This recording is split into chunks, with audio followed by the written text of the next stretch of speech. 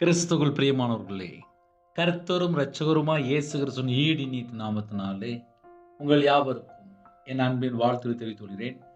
தேவன் அருளிய அப்பம் பிரேயர் மினிஸ்ட்ரி சேனல் மூலியமாக உங்களோடு சந்திப்பதில் மிகுந்த மகிழ்ச்சி அடைகிறேன். தினம்தோறும் அதிகால வேளையிலே பரிசுத்த வேதத்திலிருந்து ஒரு பகுதியை நாம் தியானித்து நம்முடைய குடும்ப பாதுகாப்பிற்காக நாம் ஜெபித்து வருகிறோம்.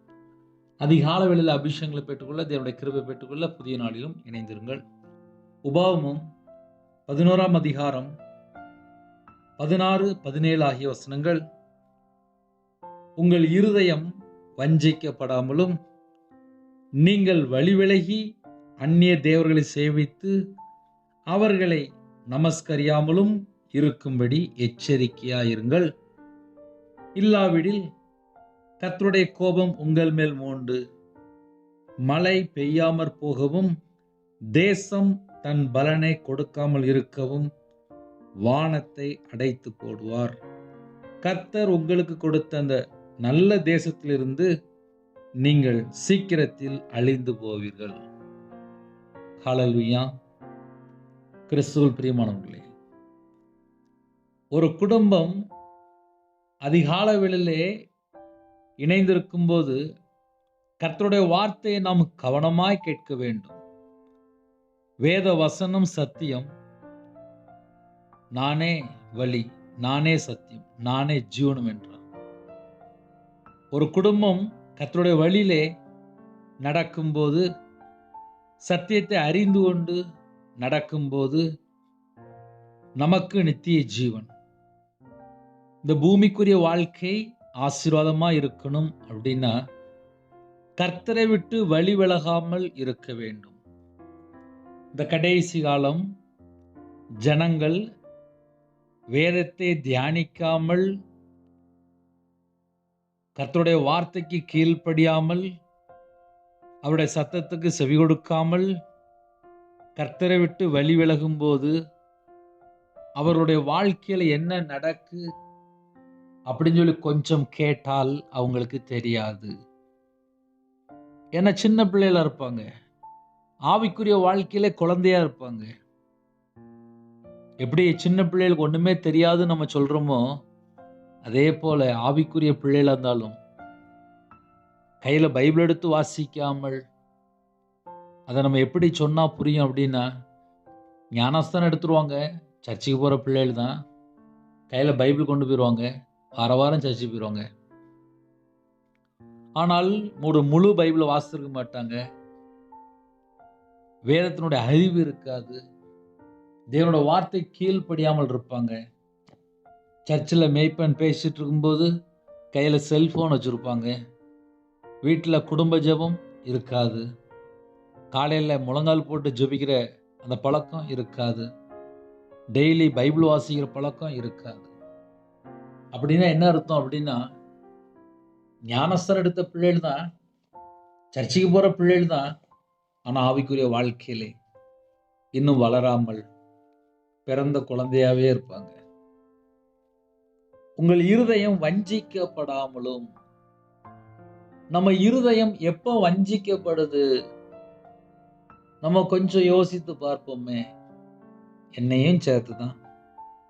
நம்ம எல்லாரும் தேவனோட வார்த்தைக்கு எந்த அளவுக்கு நம்ம கீழ்ப்படுகிறோமோ அந்த அளவுக்கு தான் நமக்கு ஆசீர்வாதம். இருதயம் வஞ்சிக்கப்படாமலும் அப்படின்னா என்ன அர்த்தம் அப்படின்னா, இந்த உலகத்துள்ள காரியம், நிறைய காரியம் இருக்குல்ல, கர்த்தரை விட்டு தள்ளி போற காரியம் நிறைய இருக்குல்ல. இப்போ நம்ம லேட்டஸ்டா சொல்லணும் அப்படின்னா, ஒரு வாலிப பையன், ஒரு வாலிப பிள்ளை, சில வீட்டில் தகப்பனார்கள் என்ன வேலைக்கு போயிட்டு வருவாங்க, வீட்டில் வந்ததுக்கப்புறம் செல்ஃபோன் பார்த்துட்டு இருப்பாங்க. ஆஃபீஸில் வேலை வைப்பாங்க, வேலை இல்லைன்னா செல்ஃபோன் பார்த்துட்டு இருப்பாங்க. வியாபாரத்திலையுமே இப்போ நிறைய குடும்பத்தில் செல்ஃபோன் தான் பார்த்துட்டு இருக்காங்க.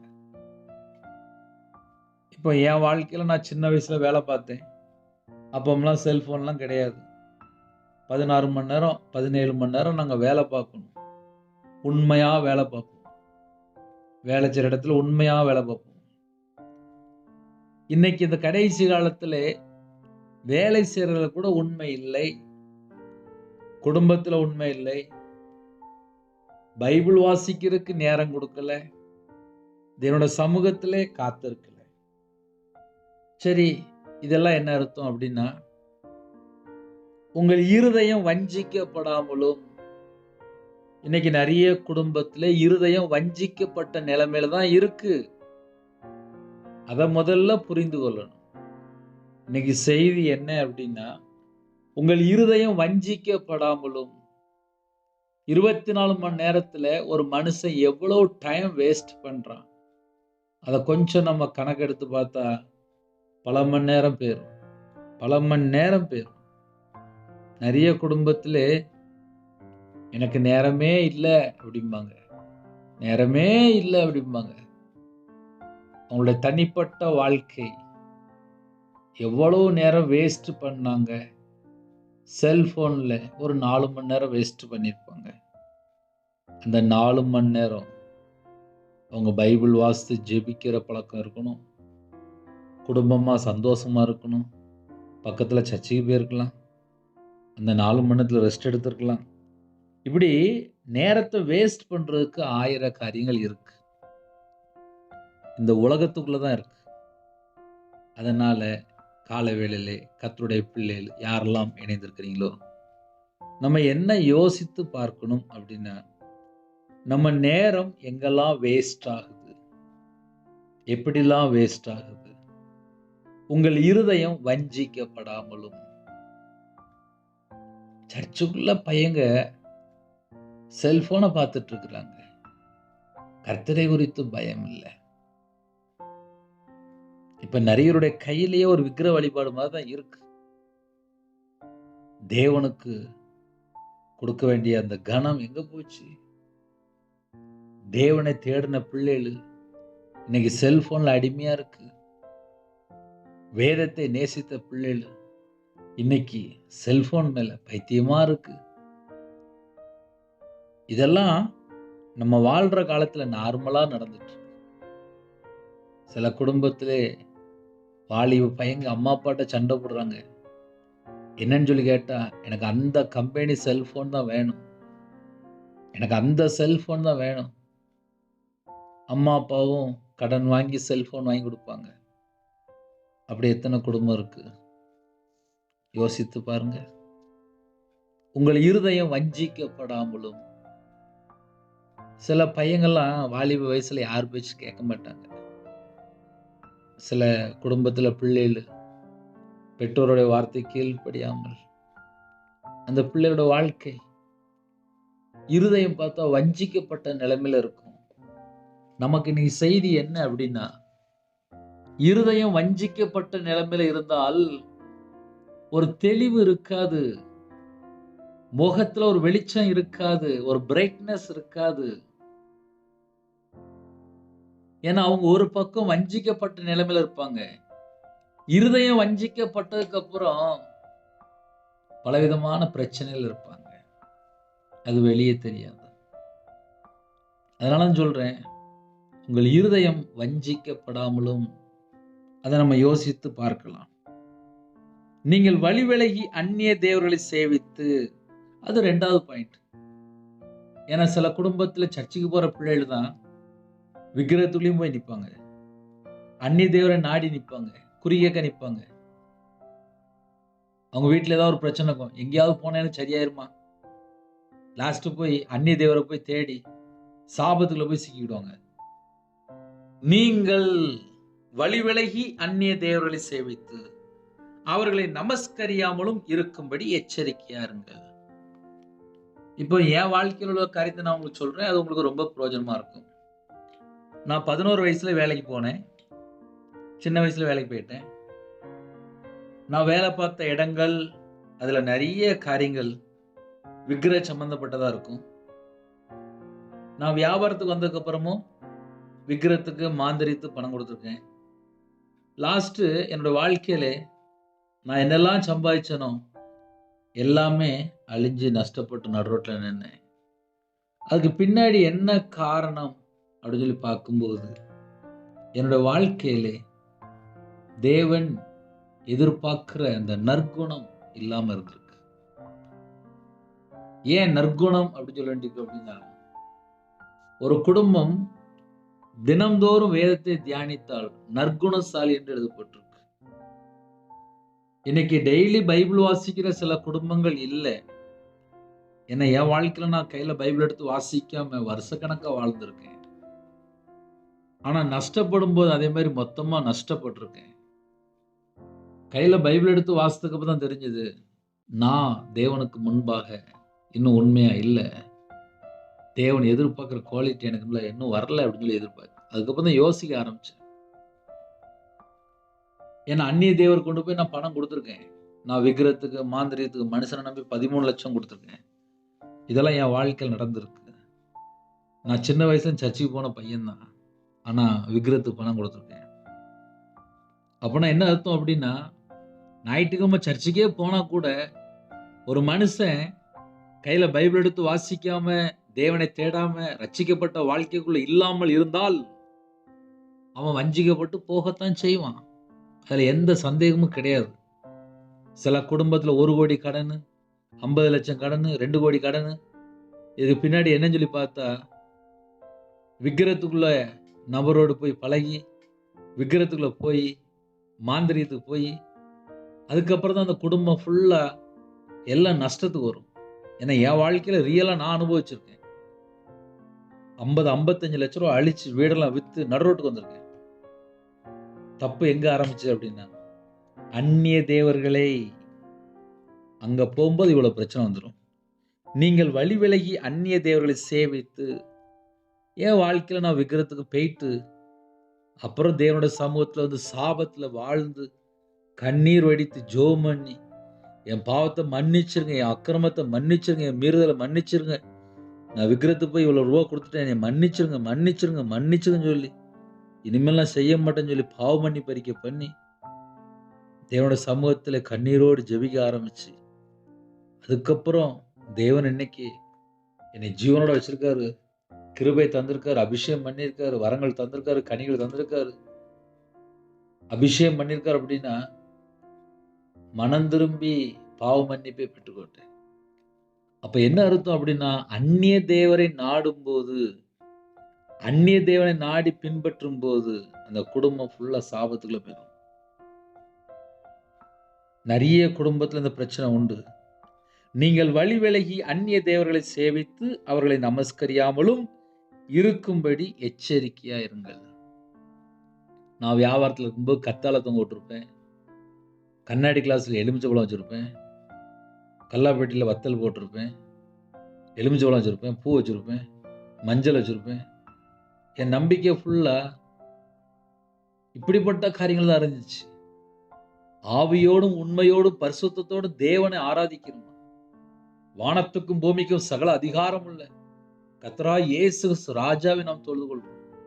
ஆனா என் வாழ்க்கையிலே நான் கர்த்தரை விட்டு வழி விலகுனதுனால எது சத்தியம் என்று எனக்கு தெரியாம போயிட்டு, இருதயம் வஞ்சிக்கப்பட்ட நிலைமையில் இருந்துச்சு. அதுக்கப்புறம் நிறைய ஊழியக்காரன் எனக்கு ஜெபம் பண்ணாங்க. நான் திருநெல்வேலி பகுதியில் இருக்கிறேன், 4 மாடிக்கு போய் ஜெபம் பண்ணியிருக்கேன், எல்லா பகுதியிலும் போய் ஜெபம் பண்ணியிருக்கேன். போற இடத்துலலாம் நான் மாந்திரியத்தில் கட்டப்படுன்னு சொல்லுவாங்க. அதுக்கப்புறம் வாரம் போய் போய் போய் ஜெபம் பண்ணி அந்த பிரச்சனை நான் வெளியில வந்திருக்கேன். இதை ஏன் உங்களுக்கு சொல்றேன் அப்படின்னா, இருதயம் வஞ்சிக்கப்பட்ட நிலைமையில் இருந்துச்சு. என்ன காரணம் தெரியுமா? கர்த்தரை விட்டு தள்ளி போயிட்டு. ஒரு குடும்பம் கர்த்தரை விட்டு தள்ளி போனால் வஞ்சிக்கப்பட்ட நிலைமையில் இருப்பாங்க. அதுக்கு காரணம் என்ன அப்படின்னா, நீங்கள் வழி விலகி அந்நிய தேவர்களை சேவித்து, அந்நிய தேவர்களை சேவிக்கும் போது இருதயம் வஞ்சிக்கப்பட்ட நிலைமையில தான் இருக்கும். அவர்களை நமஸ்கரியாமலும் இருக்கும்படி எச்சரிக்கையா இருங்கள். இந்த வசனம் எனக்கு தெரியாம போயிட்டு, என் வாழ்க்கையில நான் விக்கிரத்துக்குள்ள போய் எல்லாம் நஷ்டப்பட்டு நடுரோட்டுக்கு வந்திருக்கேன். இல்லாவிடில் கர்த்தருடைய கோபம் உங்கள் மேல் மூண்டு மழை பெய்யாமற் போகவும், தேசம் தன் பலனை கொடாமல் இருக்கவும் வானத்தை அடைத்து போடுவார். ஒரு குடும்பம் விக்கிரத்துக்குள்ள போயிட்டு அப்படின்னா வானம் அடைத்து போடுவார், வானத்தை அடைத்து போடுவார். அதுக்கப்புறம் உங்களுடைய வீட்டில் ஆசீர்வாதம் இருக்காது, சாபம் மட்டும்தான் இருக்கும். எங்கெல்லாம் விக்கிரம் இருக்கோ அந்த இடத்துக்குள்ள சாபம் இருக்கும். அந்த இடத்துல வானம் அடைக்கப்பட்டிருக்கும். வானத்தை அடைத்து போடுவார். ஏன்?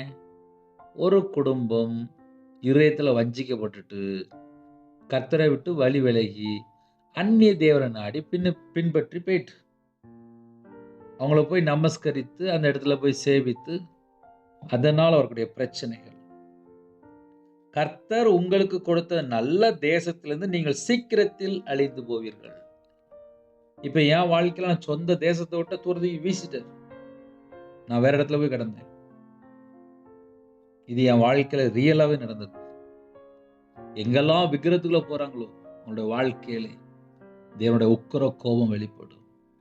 அப்ப இன்னைக்கு காலவேளை செய்தி என்ன அப்படின்னா, உங்கள் இருதயம் வஞ்சிக்கப்படாமலும் எச்சரிக்கையா இருங்க. ஹல்லேலூயா. கண்களை மூடி நாம் ஜெபம் செய்வோம். அன்பின் கர்த்தாவே, நன்றியோடு துதிக்கிறோம்ப்பா. கர்த்தருடைய கரத்தில் அர்ப்பணிக்கிறோம். கர்த்தர் பிரியமானபடி பரிசுத்தமாக வாழ கிருபைத்தாங்க.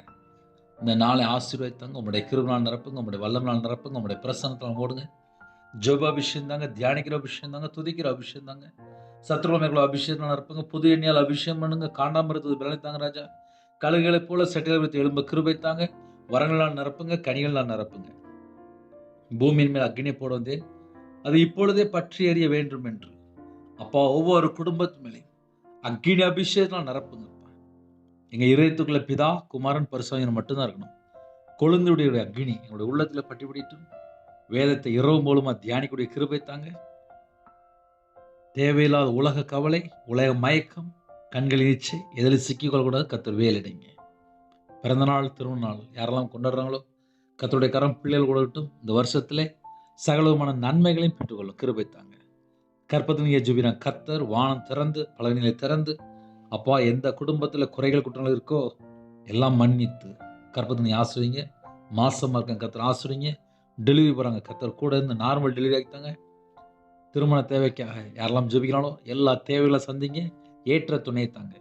திருமணம் முடிந்ததுக்கப்புறம் கர்த்தருடைய கரத்தில் ஒவ்வொரு குடும்பத்தையும் அர்ப்பணிக்கிறோம்ப்பா. யாரெல்லாம் குறையா இருக்காங்களோ குறைகளை மன்னித்து எல்லா குடும்பத்தையும் பரிசுத்தப்படுத்தி ஆசிரியங்க.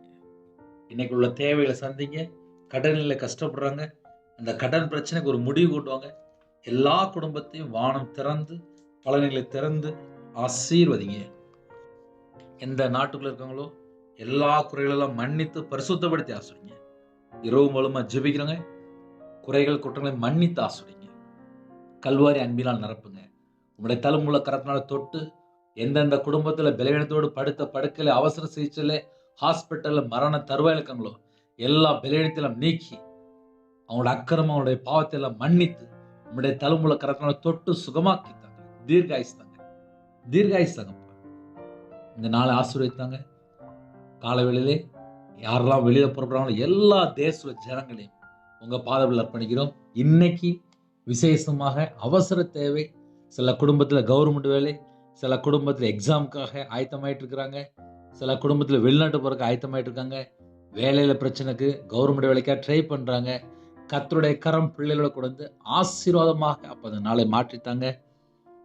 பலவிதமான ஜனங்கள் ஆன்லைன் மூலியமாக இணைந்திருக்காங்க. எல்லாருடைய மன விருப்பத்தையும் கர்த்தர் நிறைவேற்றி சாட்சி சொல்ல கர்த்தர் கிருபை செய்யுங்க. அப்பிரயோஜனமான ஊழியக்காரப்பா எங்கள் மேலே கிருபையா இருங்க. உங்கள் நாம மைவிடட்டும். உங்களுடைய ஜீவனுடைய தாழ்த்தி விடணும். துதிகான மகிமை எல்லாம் ஒருக்கே செலுத்திடும். இயேசு கிறிஸ்துவின் பிதாவே ஆமீன். தேவனுக்கு மகிமையுண்டதாக. கர்த்தர் தாமே உங்களையும் உங்கள் குடும்பத்தையும் சகல காரியத்தையும் சம்பூர்ணமா திருப்தியாக கர்த்தர் கொடுத்து ஆசீர்வதிப்பாராக. ஆமீன். கர்த்தராகிய இயேசுவின் கிருபையும் பிதாவாகிய அன்பும் பரிசுத்தனுடைய ஐக்கியமும் இப்பொழுதும் எப்பொழுதும் சதா காலங்களிலும் நம்மளோடு கொடுப்பதாக. ஆமீன். கிறிஸ்துவின் பிரியமானவர்களே, கையில் பைபிள் எடுத்து வாசிங்க. கர்த்தர் கூட இருப்பார். God bless you. Thanks for watching. Please subscribe our channel. Click the like and share. Click the bell. God bless you.